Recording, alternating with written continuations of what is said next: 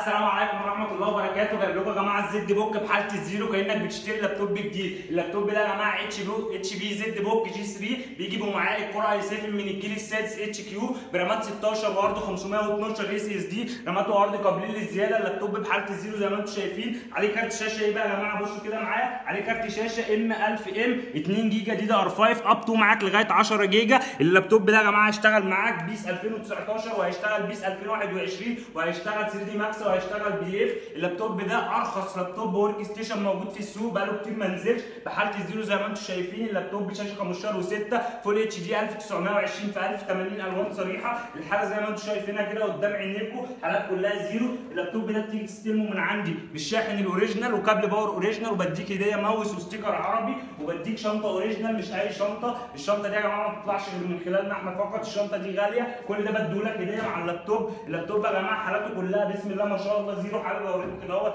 الكراتين بتيجي عندنا عامله ازاي. بصوا كده اهوت معانا اللابتوبات بتيجي بنفس الشكل ده يا جماعه، حالات كلها زيرو بسم الله ما شاء الله، وموجود منه كميه وموجود شحن لحد باب البيت مجانا. حالات كلها بسم الله ما شاء الله. لو مهتم اكتب تم وهتسمع سعر ما حصلش من شركه سي ان سي. شكرا.